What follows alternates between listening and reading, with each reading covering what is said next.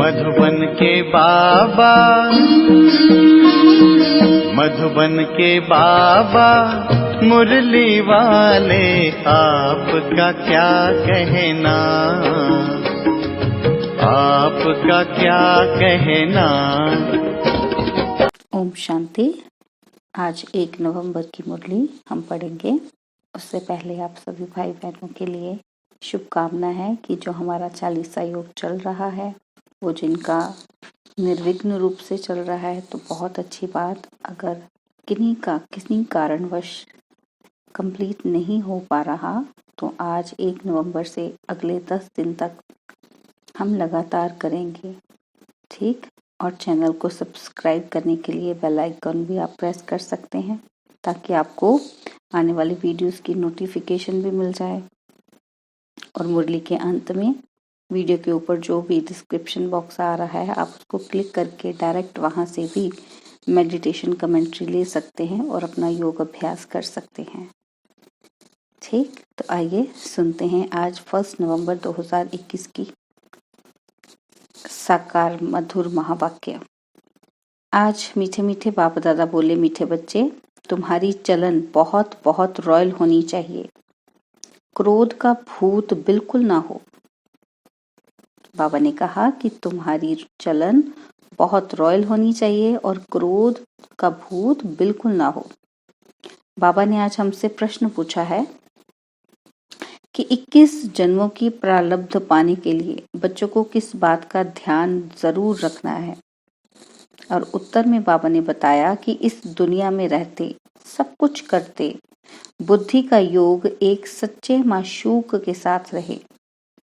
ऐसी कोई बुरी आदत ना हो जिससे बाप की आबरू खत्म हो। घर में रहते भी इतना प्यार से रहो जो दूसरे समझें कि इसमें तो बहुत अच्छे दैवी गुण हैं। और आज मुरली का गीत है जाग सजनिया जाग। ओम शांति। मीठे मीठे रूहानी बच्चों ने गीत सुना, इसका अर्थ भी जरूर बच्चे समझ गए होंगे। बाप आकर नई नई बातें सुनाते हैं। नई दुनिया के नए युग के लिए ये बातें बच्चों ने 5000 वर्ष पहले सुनी थी, अब फिर सुन रहे हैं। बाकी बीच में सिर्फ भक्ति मार्ग की बातें ही सुनी है। सतयुग में ये बातें होती ही नहीं, वहां है ज्ञान मार्ग की प्रारब्ध। और अब तुम बच्चे नई दुनिया के लिए सच्ची कमाई कर रहे हो। नॉलेज को सोर्स ऑफ इनकम कहा जाता है। पढ़ाई द्वारा कोई बैरिस्टर, इंजीनियर आदि बनते हैं, आमदनी भी होती है। बाबा कहते तुम इस पढ़ाई से राजाओं का राजा बनते हो, यह कितनी जबरदस्त कमाई है। अब तुम बच्चों को यह निश्चय है कि अगर थोड़ा संशय है तो आगे चलते चलते निश्चय होता जाएगा। सेकंड में जीवन मुक्ति गाई हुई है ना, बाबा का बना और वर्षे का मालिक बना। बाप जो स्वर्ग का रचयिता है वह आया है हमको मालिक बनाने। यह तो बच्चों को निश्चय होना चाहिए। बाबा कहते यह भी जानते हो कि 2 बाप हैं, एक है लौकिक बाप, दूसरा है पारलौकिक, जिसको कहते हैं परमपिता परमात्मा, ओ गॉड फादर। बाबा कहते लौकिक फादर को कभी परमपिता नहीं कहेंगे। सबका सुखदाता, शांति दाता वह एक ही पारलौकिक बाप है। सतयुग में सब सुखी रहते हैं, बाकी आत्माएं शांति धाम में रहती हैं। सतयुग में तुमको सुख, शांति, धन, दौलत, निरोगी काया सब कुछ था। तो ऐसे मोस्ट बिलवेड बाप को सब पुकारते हैं। साधु संत लोग भी साधना करते हैं, लेकिन किसकी साधना करते हैं यह जानते ही नहीं। वह कहते हैं ब्रह्म की साधना, तो हम ब्रह्म में लीन हो जाएं, परंतु लीन तो हो न सके। ब्रह्म को याद करने से पाप थोड़ी कटेंगे। बाप कहते हैं मामिकम याद करो, सर्वशक्तिवान मैं हूं, वह ब्रह्म जो रहने का स्थान है। ब्रह्म महतत्व में सभी आत्माएं निवास करती हैं, तो ब्रह्म को उन्होंने भगवान समझ लिया है। जैसे भारतवासियों ने हिंदुस्तान में रहने के कारण अपना धर्म हिंदू समझ लिया है, वैसे ही ब्रह्म तत्व रहने के स्थान को परमात्मा समझ लिया जाता है। वह है ब्रह्मांड। वहां आत्माएं ज्योतिर्बिंदु अंडा आकार में रहती हैं। इसलिए उनको ब्रह्मांड कहते हैं। यह है मनुष्य सृष्टि। ब्रह्मांड अलग है, मनुष्य सृष्टि अलग है। आत्मा क्या है यह किसी को भी पता नहीं है। कहते भी हैं कि भ्रिकुटी के बीच में चमकता है अजब सितारा, और फिर कहते आत्मा अंगूठे सदृश है। परंतु बाप कहते हैं आत्मा बिल्कुल सूक्ष्म बिंदु है, जिसको इन आंखों से देख नहीं सकते। इनको देखने की, पकड़ने की बहुत कोशिश करते हैं, परंतु किसी को पता ही नहीं पड़ता। तुम बच्चे जानते हो, तो अब तुमको भारत को स्वर्ग बनाने में बाप का मददगार भी बनना पड़े, क्योंकि बाबा कहते हैं आपको अब पता है तो अब आप मदद करो। बाप आते ही भारत में हैं, शिव जयंती भारत में ही मनाते हैं। जैसे क्राइस्ट होकर गया तो क्रिश्चियन लोग क्रिसमस मनाते रहते हैं। क्राइस्ट कब आया वह भी जानते हैं, परंतु भारतवासियों को यह पता ही नहीं कि बाप कब आया था, कृष्ण कब आया था। किसी का भी उनको पता नहीं है। महिमा सारी कृष्ण की गाते हैं, उसको झूले में झुलाते हैं, प्यार करते हैं, परंतु यह नहीं जानते कि उनका जन्म कब हुआ। कह देते द्वापर में गीता सुनाई, परंतु कृष्ण द्वापर में तो आते ही नहीं। लीला है एक बाप की, तब उनके लिए कहते हैं कि तुम्हारी गत मत न्यारी है। बाबा कहते कृष्ण है सतयुग का प्रिंस। पहले से माता को साक्षात्कार हो जाता है कि योग बल से बच्चा पैदा होने वाला है। वहां शरीर भी ऐसे ही छोड़ते हैं। बाबा सतयुग की बात बता रहे हैं ना। एक शरीर छोड़ दूसरा लेते हैं, सर्प का मिसाल है। बाबा कहते वास्तव में सन्यासी ये मिसाल दे नहीं सकते। तुम विकारी मनुष्यों को बैठ ज्ञान की भूं भूं कर तमो प्रधान से सतो प्रधान बना देते हो। यह तुम्हारा धंधा है। भूं भूं कर मनुष्य को देवता बना देते हो। कछुओं आदि का मिसाल भी इस समय का है। कर्म करके फिर जितना समय मिले बाप को याद करना है। बाबा कहते तुम जानते हो यह हमारा अंतिम जन्म है। अब नाटक पूरा होना है। पुराना शरीर है, इसका कर्म भोग चुकतू करना है। जब सतो प्रधान हो जाएंगे तो फिर कर्मातीत अवस्था हो जाएगी। फिर हम इस शरीर में रह नहीं सकेंगे। कर्मातीत अवस्था हुई फिर शरीर छोड़ देंगे। फिर लड़ाई शुरू होगी। मच्छरों सदृश सब शरीर खत्म हो जाएंगे, आत्माएं चली जाएंगी। बाबा कहते पवित्र बनने बिगड़ तो कोई जा ही नहीं सकेंगे। यह दुख धाम रावण का स्थापन किया और राम का स्थापन किया हुआ शिवालय। वास्तव में परमात्मा का नाम है शिव, ना कि राम। सतयुग शिवालय में सभी देवताएं रहते हैं। फिर भक्ति मार्ग में शिव की प्रतिमा के लिए मंदिर, शिवालय आदि बनाते हैं। अभी शिव बाबा का ये तख्त है। आत्मा इस तख्त पर विराजमान है। बाप भी यहाँ बाजू में आकर विराजमान होते हैं और आकर पढ़ाते हैं। सदैव तो नहीं रहता। बाबा कहते याद करो तो वह आया। बाप कहते हैं मैं तुम्हारा बेहद का बाप हूँ, वर्षा मेरे से तुमको मिलना है। ब्रह्मा थोड़े बेहद का बाप है, इसलिए तुम मुझे याद करो। बच्चे, बाबा कहते मीठे बच्चे जानते हैं कि बाबा ज्ञान का सागर है, प्यार का सागर है, तो तुम बच्चों को भी प्यार का सागर बनना है। स्त्री पुरुष एक दो को सच्चा प्यार नहीं करते, वह तो काम विकार को ही प्यार समझते हैं। परंतु बाबा ने कहा है कि काम महाशत्रु है। यह आदि मध्य अंत दुख देने वाला है। देवताएं निर्विकारी थे, तब तो कहते हैं ना कि कृष्ण जैसा बच्चा मिले, कृष्ण जैसा पति मिले। बाबा कहते कृष्णपुरी को याद करते हैं ना। अब बाप कृष्णपुरी स्थापन कर रहे हैं। तुम स्वयं श्री कृष्ण जैसे अथवा मोहन जैसे बन सकते हो। बाबा कहते आप ही कृष्ण जैसे बन सकते हो। प्रिंस प्रिंसेस और भी होंगे, तो यह सब यहाँ बन रहे हैं। उनको भी लिस्ट, बाबा कहते हैं उनकी भी लिस्ट रहती है। माला के 8 दाने भी हैं तो 108 दाने भी हैं। लोग 9 रत्न की अंगूठी पहनते हैं। अब ये 8 कौन है, बीच में कौन है, यह भी तुम जानते हो कि मीठे ते मीठे बाप द्वारा हम रत्न बन रहे हैं। बाप कहते हैं बच्चे आपस में बहुत प्यार से चलना है, नहीं तो बाबा का नाम बदनाम करेंगे और फिर सतगुरु की निंदा कराने वाला ठौर नहीं पा सकता। सबको मंत्र भी बताना है कि एक बाप को याद करो तो खाद निकल जाएगी। घर में भी इतना प्यार से चलना चाहिए जो दूसरे समझें कि इसमें क्रोध नहीं है, बहुत प्यार आ गया है। शराब, सिगरेट आदि पीना बहुत बुरी आदत है। बाबा कहते ऐसी सब बुरी आदतें छोड़ देनी चाहिए। दैवी गुण यहाँ ही धारण करने हैं। राजधानी स्थापन करने में मेहनत लगती है और दूसरे धर्म वाले राजधानी स्थापन नहीं करते।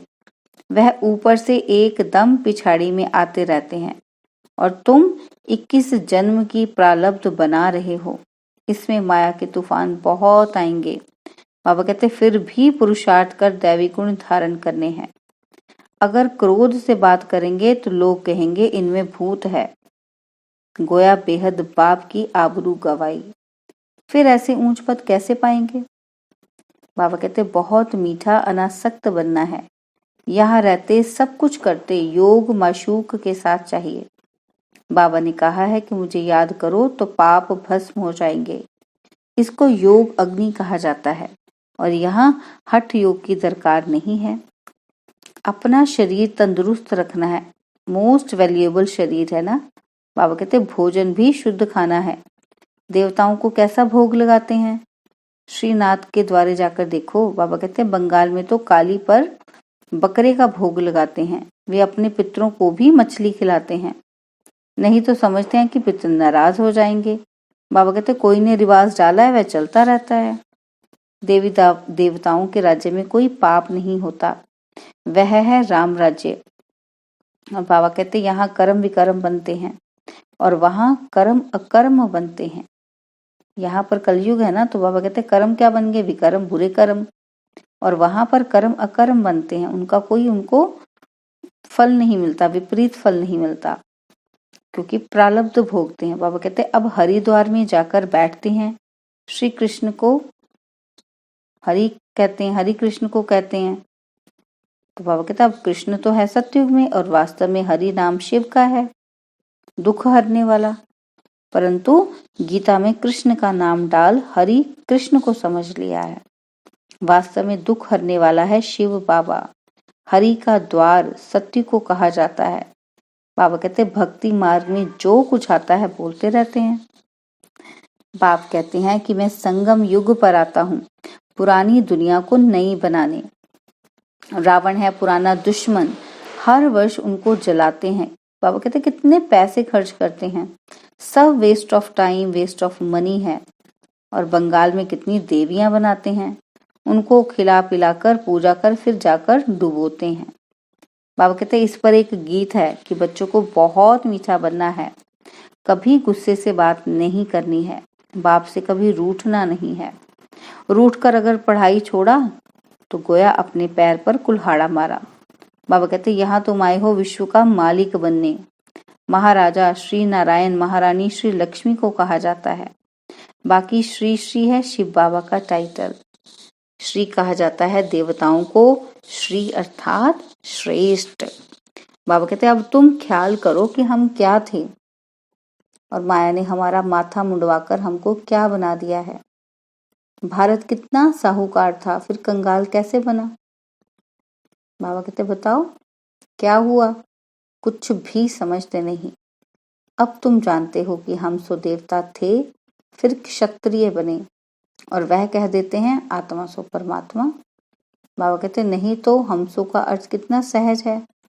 वो लोग कहते हैं मनुष्य का जन्म सिर्फ एक होता है, परंतु बाप समझाते हैं कि मनुष्य के जन्म 84 होते हैं। उस 84 जन्म में तुम्हारा ये संगम का जन्म दुर्लभ है, जबकि तुम बेहद के बाप से स्वर्ग का वर्षा पाते हो। बाबा कहते तुम बहुत रॉयल बाप के बच्चे हो, सो तो तुम्हारे में कितनी रॉयल्टी होनी चाहिए। रॉयल मनुष्य कभी जोर से बात नहीं करते। दुनिया में घर घर में कितना हंगामा होता है। बाबा कहते स्वर्ग में कोई ऐसी बात नहीं। यह बाबा भी बल्वाचारी कुल का था, फिर भी कहाँ वह सत्यु के देवताएं, कहाँ आजकल के वैष्णव लोग। बाबा कहते ऐसे नहीं कि वैष्णव है तो विकार में नहीं जाते हैं। बाबा कहते रावण राज्य में सब विकार से पैदा होते हैं, सत्युग में है संपूर्ण निर्विकारी और अब तुम संपूर्ण निर्विकारी बन रहे हो और विश्व के मालिक बनते हो योग बल द्वारा। बाबा कहते तुम्हारी चलन बहुत मीठी रॉयल होनी चाहिए। कोई डिबेट या शास्त्रवाद नहीं करना है। वह जब शास्त्रवाद करने बैठते हैं तो एक दो को भी लाठी भी मार देते हैं। बाबा कहते उन विचारों का कोई भी दोष नहीं है, क्योंकि वो इस नॉलेज को जानते ही नहीं। ये है रूहानी नॉलेज जो मिलती है रूहानी बाप से। वह ज्ञान का सागर है। उनके शरीर का नाम नहीं है, वह तो अव्यक्त मूर्त हैं। कहते हैं मेरा नाम शिव है। मैं स्थूल व सूक्ष्म शरीर नहीं लेता हूँ। ज्ञान का सागर, आनंद का सागर मुझे ही कहते हैं। शास्त्रों में क्या क्या लिखा है कि हनुमान पवन पुत्र था। बाबा कहते अब पवन से बच्चा कैसे पैदा होगा। फिर परमात्मा के लिए कहते हैं कच्छ मच्छ अवतार। बाबा कहते कितनी गाली दी है। बाबा आकर उल्हाना देते हैं कि तुमने आसुरी मत पर मुझे कितनी गाली दी है। 24 अवतार से पेट नहीं भरा, फिर कण कण ठिक्कर भीतर में ठोक दिया है। बाबा कहते ये सब शास्त्र द्वापर से बने हैं। पहले पहले सिर्फ शिव की पूजा होती थी। गीता भी बाद में बनाई है। अब बाप समझा रहे हैं कि ये सारा अनादि खेल है। बाबा कहते अब मैं आया हूँ तुमको विश्व का मालिक बनाने। तो बाप को पूरा फॉलो करना चाहिए। लक्षण भी बहुत अच्छे होने चाहिए। बाबा कहते ये भी वंडर है ना कि कलयुग के अंत में क्या है और फिर सतयुग में देखेंगे क्या देखेंगे। बाबा कहते कलयुग में भारत इंसॉल्वेंट और सतयुग में भारत सॉल्वेंट। वहां पर अबंडेंस देखेंगे। बाबा कहते उस समय और कोई खंड नहीं होता। यह गीता एपिसोड रिपीट हो रहा है। अच्छा, मीठे मीठे सिकिलदे बच्चों प्रति माता पिता बाप दादा का याद प्यार और गुड मॉर्निंग। रूहानी बाप की रूहानी बच्चों को नमस्ते। हम रूहानी बच्चों की रूहानी बाप दादाजी को दिलवा जान सिकवा प्रेम से नमस्ते। ओम शांति। प्यारे बाबा, मीठे बाबा, मेरे बाबा, शुक्रिया बाबा, शुक्रिया बाबा, शुक्रिया बाबा। धारणा के लिए मुख्य सार है। पहला पॉइंट है कि हम रॉयल बाप के बच्चे हैं, इसलिए अपनी चलन बहुत रॉयल रखनी है। आवाज से नहीं बोलना है, बहुत मीठा बनना है। और सेकंड पॉइंट है कभी भी बाप से व आपस में रूठना नहीं है। रूठकर पढ़ाई कभी नहीं छोड़नी है। जो भी बुरी आदतें हैं उन्हें छोड़ना है। और बाबा ने हमें वरदान दिया है कि सर्वशक्तिवान के साथ की स्मृति द्वारा समस्याओं को दूर भगाने वाले परमात्मा स्नेही भव। सर्वशक्तिवान के साथ की स्मृति द्वारा समस्याओं को दूर भगाने वाले परमात्मा स्नेही भव। बाबा कहते जो बच्चे परमात्मा स्नेही है वे स्नेही को सदा साथ रखते हैं, इसलिए कोई भी समस्या सामने नहीं आती। जिनके साथ स्वयं सर्वशक्तिमान बाप है उनके सामने समस्या ठहर नहीं सकती। समस्या पैदा हो और वहां ही खत्म कर दो तो वृद्धि नहीं होगी। अब समस्याओं का बर्थ कंट्रोल करो। सदा याद रखो कि संपूर्णता को समीप लाना है और समस्याओं को दूर भगाना है। स्लोगन प्यारे बनने का पुरुषार्थ नहीं, न्यारे बनने का पुरुषार्थ करो तो प्यारे स्वतः बन जाएंगे। बाबा कहते प्यारे बनने का पुरुषार्थ नहीं, न्यारे बनने का पुरुषार्थ करो तो प्यारे स्वतः बन जाएंगे। ओम शांति। और अब यह एक बहुत अच्छी वीडियो भी जरूर देखें।